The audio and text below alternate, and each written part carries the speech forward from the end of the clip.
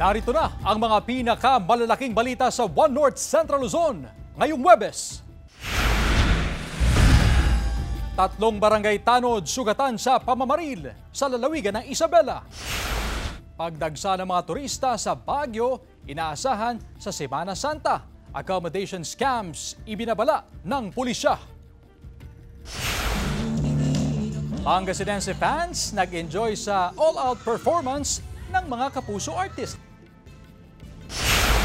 At ang pasarapan sa pagluluto ng dinuguang kalabaw o bagisen. Ito ang GMA Regional TV 1 North Central Luzon. Magandang hapon, ako si Chris Zuniga. Mga kapuso, 32 araw na lamang bago ang eleksyon 2025. Kaya naman puspusan na ang paghahanda ng COMELEC.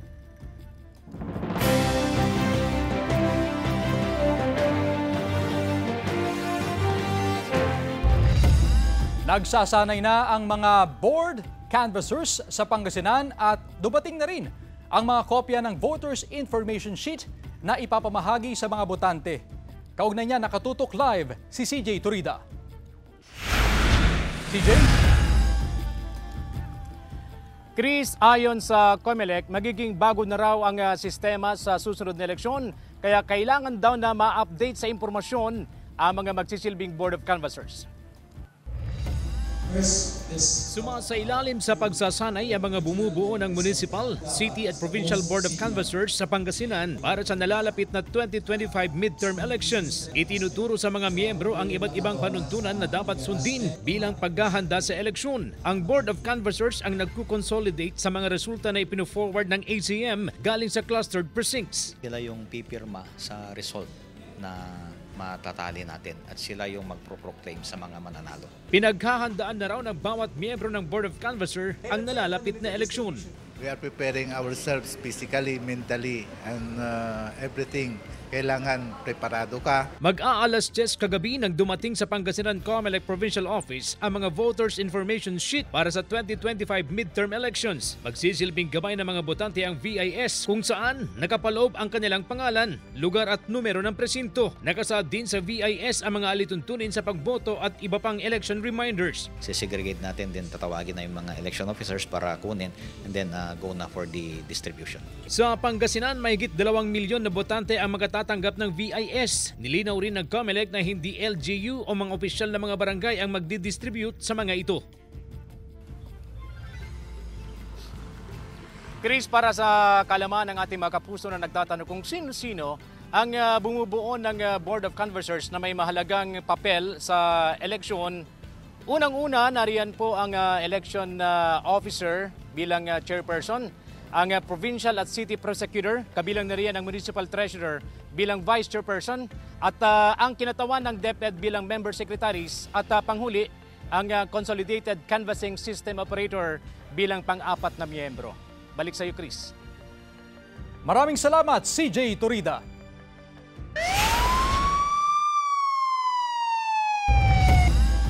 May namaril malapit sa isang checkpoint ng pulisya sa San Pablo, Isabela.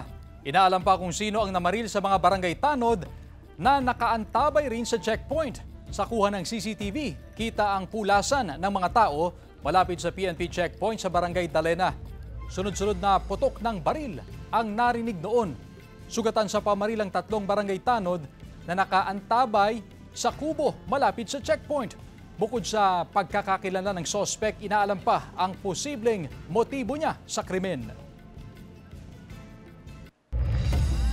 30 anyos na high-value target drug personality, arestado sa buy-bust operation sa San Fernando City, La Union. Tutukan sa report.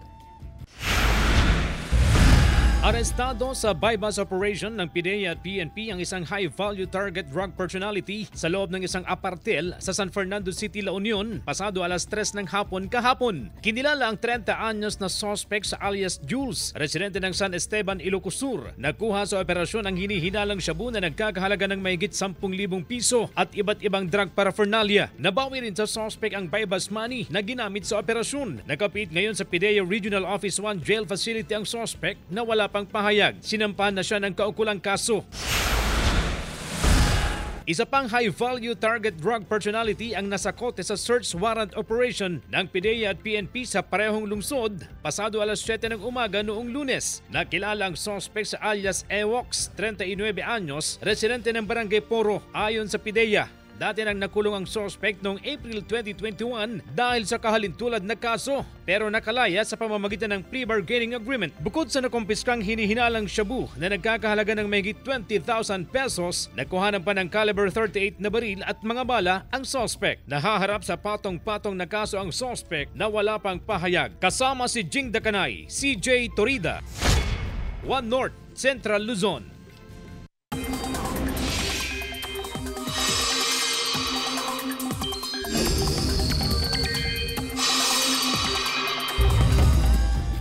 Mga kapuso, posibleng ulanin ang ilang lugar sa bansa pero marami pa rin ang makakaranas ng matinding init at alinsangan. Intertropical Convergence Zone o ITZZ ang makakaapekto sa ilang bahagi ng Visayas at Mindanao, habang easterlies naman sa natitirang bahagi ng bansa. Ngayong Huwebes, nasa 43 degrees Celsius ang inaasahang pinakamataas na heat index. Pero maglalabas pa ng datos ang Pag-asa sa mga susunod na oras tungkol sa naitalang temperatura ngayong araw.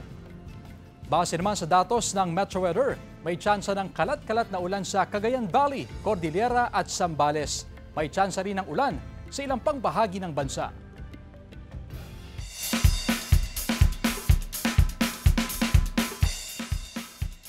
Mga kapuso, isang gabi ng pagpupugay at pagkilala sa obra ng mga Pangasinense filmmakers ang matutunghayan sa Pangasine 2025. Bahagi niyan ang GMA Regional TV, hatid ng isa sa mga pinakatalentadong Sparkle GMA artist na si E.A. Guzman. Mamaya alas 6 ng gabi na yan, April 10 sa Season Auditorium, Lingayen, Pangasinan. See you there, mga kapuso!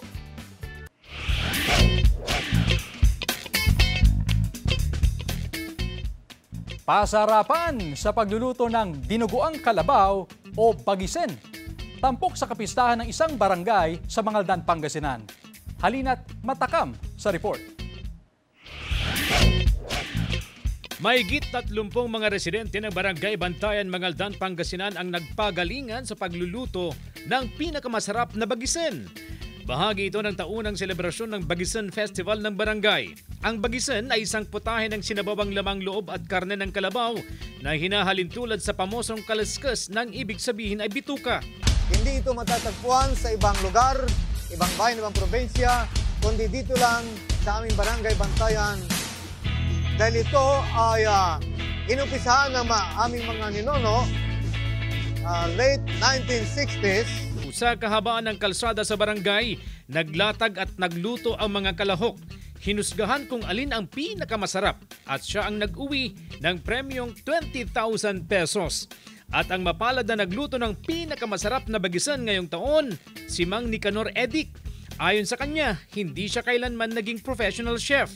Tanging mahilig lang siyang magluto para sa kanyang pamilya. At the same time, siyempre, lahat naman tayo pwede magluto. Yung nga lang, kanya-kanya rin diskarte. Kung paano siya mapasarap at kung paano siya mapa-upgrade ba. Ipinagdiriwang ang Bagisen Festival tuwing Abril kung saan kapistahan ng San Vicente Ferrer ang patron saint ng Barangay Bantayan.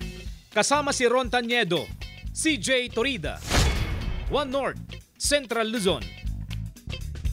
Ito ang GMA Regional TV One North, Central Luzon.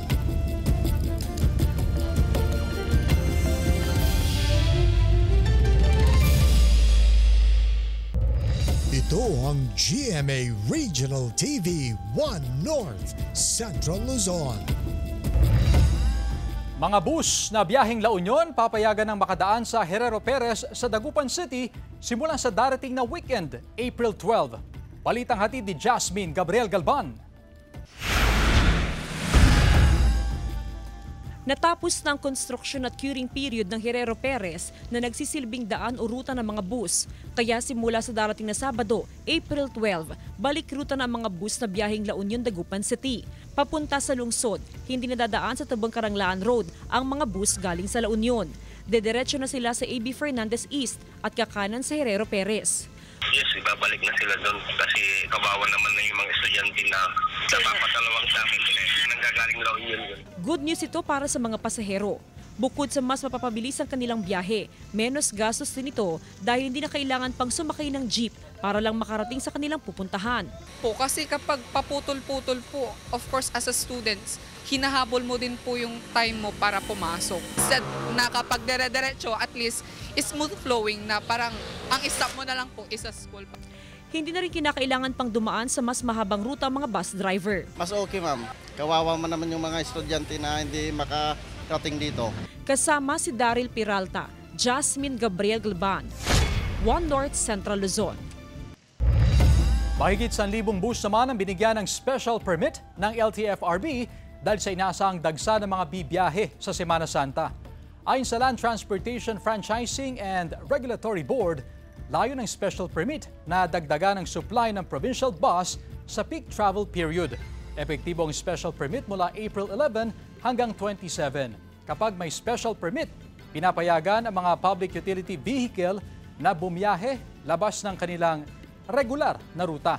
Kasabay niyan, nagsimula na ring mag-inspeksyon ang LTFRB sa mga PUV at terminal para sa kaligtasan ng mga commuter. Pagdagsa ng mga turista sa Baguio, inaasahan sa Semana Santa. Silipin sa report.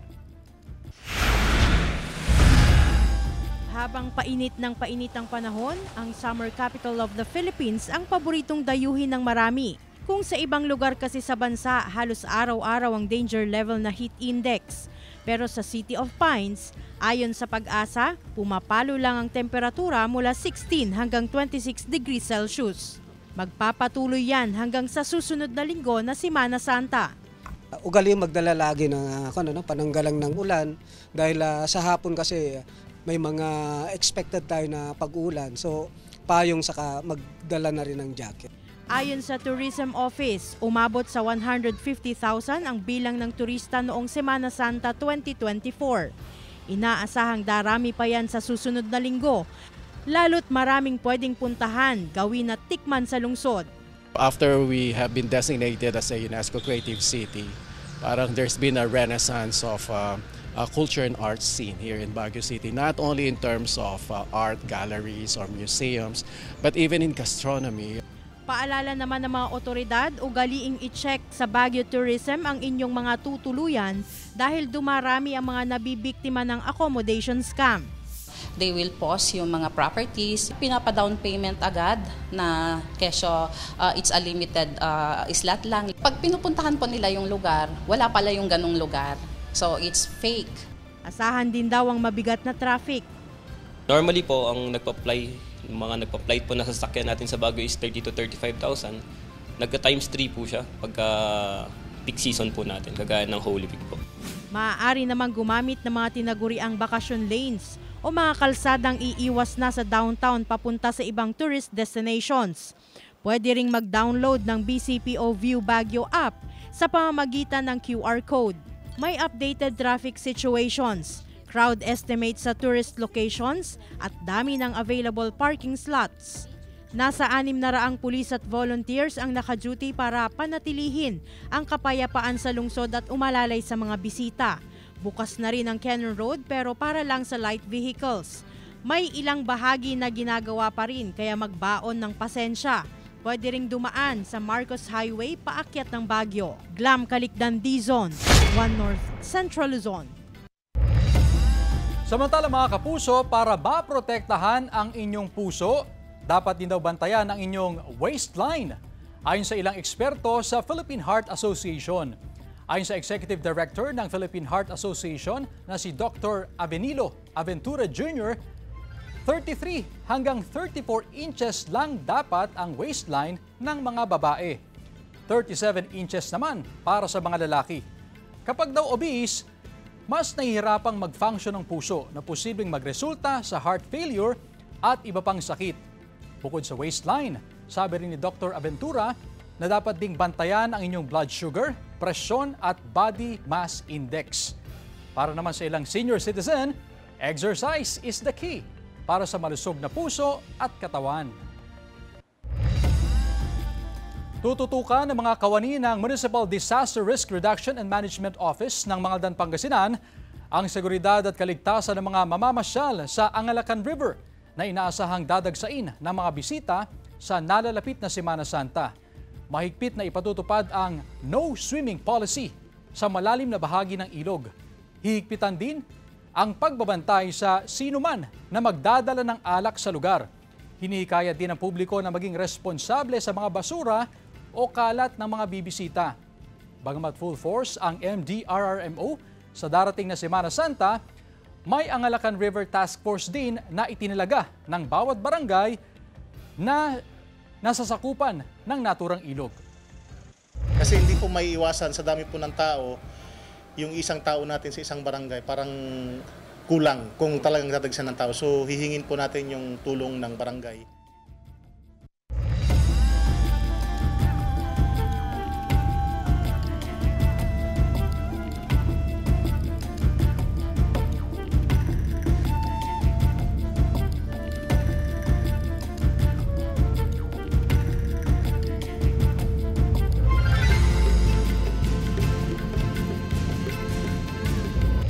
Ito ang GMA Regional TV 1 North Central Luzon.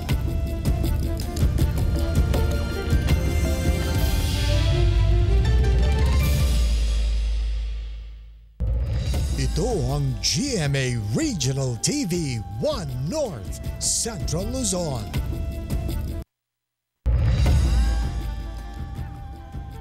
Kinumpirma ng Department of Foreign Affairs na isa pang Pilipino ang nasawi sa magnitude 7.7 na lindol sa Myanmar noong March 28. Hindi na tinukoy ang pagkakakilanlan ng nasawi dahil na rin sa hiling ng naulilang pamilya. Una nang kinumpirma ng DFA ang pagkamatay ng isa pang Pinoy sa Myanmar na si Francis Aragon. Sa panayan, Ma'am GMA Integrated News, sa byuda ni Francis na si Kathleen, napanood niya via video call ang pag-cremate sa labi ng kanyang mister kahapon. Mas mapapabilis daw ang pagpapauwi sa labi ni Francis kung cremated. Dalawang Pinoy pa ang patuloy na pinaghahanap sa Myanmar. Tulad ng dalawang nasawi, nakatira din sila sa gumuhong Sky Villa Condominium sa Mandalay.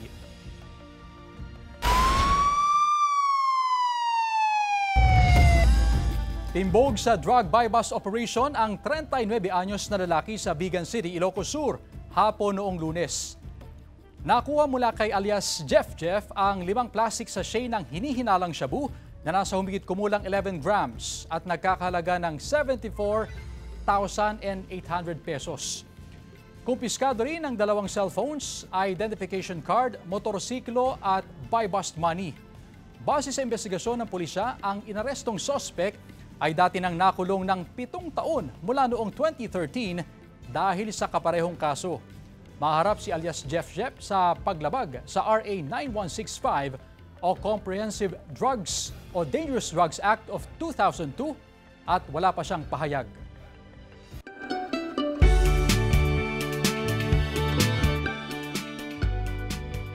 Dinarayo na ng mga deboto ang St. Augustine Parish Church o mas kilalang Poway Church sa Poway, Ilocos Norte. Napanatili ang lumang istruktura ng simbahan. Bawat sulok, lutang na lutang ang kagandahan na parang nasa panahon ng mga Kastila. Kitang-kita rin ang Stations of the Cross na nakaukit sa bakod ng simbahan. Ilang deboto na ang nakakaalam sa lumang Stations of the Cross ang nananalangin dito. Karamihan sa mga bumibisita sa Poway Church ay galing sa NCR. Maganda po, ito ay historical place. Pangalawang punta ko na dito, ngayon napasok na. Kaya masaya na ako. At kasama ko yung mga co-teachers.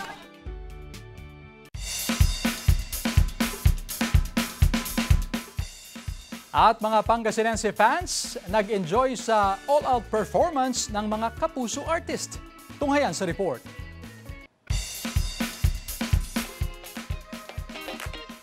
Asul na karagatan na humahalik sa kalupaan at luntiang kapaligiran na malaparaiso sa ganda.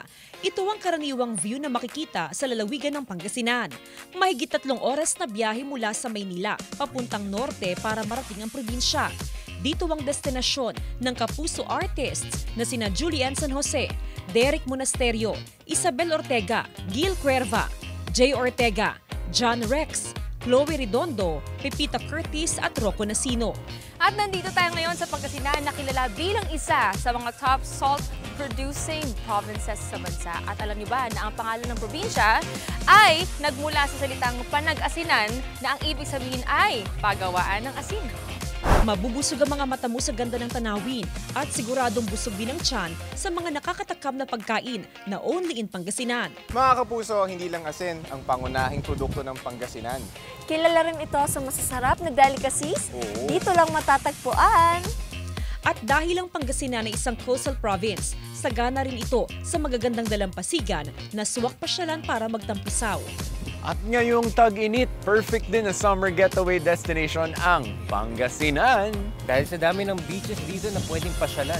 Kaya na lamang ng White Sand Beach sa bayan ng Bolinao. Ay, maganda ron. Sentro rin ng pamumuhay ng mga Pangasinense ang relihiyon at naging parte na ng kanilang pamumuhay. Patunay dito ang mga istruktura na itinayo bilang pasasalamat at pagpupugay sa may kapal. Mahalagang bahagi ng tradisyon at kultura ng mga Pangasinense ang kanilang religion.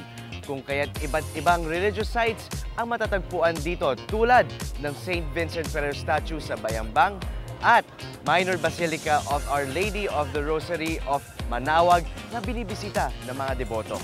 Nakaugali na ng mga Pilipino ang pagdiriwang ng mga kapistahan at hindi magpapahuli riyan ang Pangasinan.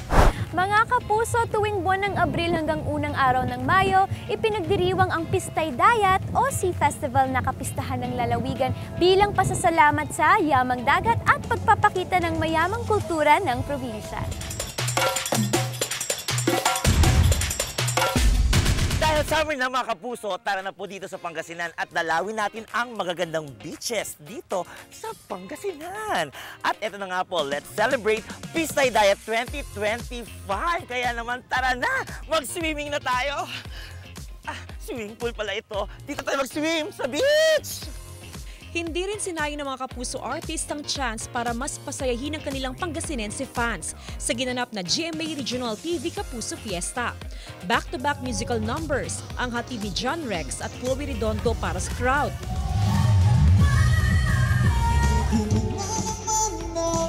Dagdag sa tawanan ng hatid ni Kapuso comedian Pepita Curtis na host ng palabas. Dahil talagang in-embrace nila kami habang kumakanta kami. Totoo. Tsaka nakakatuwa yung pag-respond nila. Sumasabay sila sa mga performances namin kaya na sobrang nakakatuwa. Thank you guys. Tsaka nakakatawa din ako, diba? Yes, Mainit naman na sinalubong ng mga Pangasinense si Kapuso artist Rocco Nasino. Talaga, napakainit ng pagsalubong sa akin ng mga kapuso and happy ako to visit again, lalong-lalo na makapag-perform ako kasama sa at nakapag-perform ako para sa kanila. Pagtungtong pa lang ng stage, naghiyawan na ang crowd para sa cast ng Slay. Game na nakipagkulitan si Gil Cuerva with the audience, habang nakakakilig na song numbers mula kina Jay Ortega at Derek Monasterio ang sinulit ng fans. Grabe yung energy, sobrang nag-enjoy kami. Masayang-masaya kami to visit Pangasinan. We had fun. Yeah, syempre, salamat kami sa mga dumalo, sobrang daming tao. Talagang hype pa rin sila makita kami. And grabe yung supportan nila, hindi lang sa Slay, pati sa lahat ng mga kapuso shows. Nakakatawa. Fun and memorable bonding ang hatid ni Isabel Ortega na nakipag-selfie pa with Pangasinense fans. Habang todo bigay na nakising along ang crowd with the Asia's Limitless star Julian San Jose. And every single time na pumupunta kami dito sa Pangasinan, talagang sobrang saya and sobrang enjoy lang kasi sobrang happy lang din ng mga tao dito sa Pangasinan. Talagang alam namin na talaga nasusubaybayan nila lahat ng mga programa ng GMA. Sobrang nakakatawa ng puso, nakakatuwa. And sana makabalik kami ulit. Ang Kapuso Fiesta ay bahagi ng month-long celebration ng Pistay Dayat 2025. Jasmine Gabriel Galban, One North Central Luzon. Samantala, mapapanood niyo po ang episode na ito at iba pang pinakahuling lokal na balita sa official website ng GMA Regional TV, www.gmaregionaltv.com. Pwede rin kayo bumisita sa aming official YouTube channel, GMA Regional TV, at i-click ang subscribe button para sa pinakamainit na balita mula sa mga rehiyon. Nais din naming pasalamatan ng mga kapuso sa Hilaga at Gitnang Luzon, maging ang mga kapuso natin abroad. Dahil sa GMA Regional TV, local news matters. At yan ang mga pinakamalaki at pinakahuling balita sa Hilaga at Gitnang Luzon. Maraming salamat sa pagsama sa amin pati na ang mga kapuso sa ibang bansa na tumutok sa mga balita sa rehiyon. Ako po si Chris Zuniga. Kami ang GMA Regional TV 1 North Central Luzon. Buong puwersa para sa mas malaking misyon at mas malawak na paglilingkod sa bayan.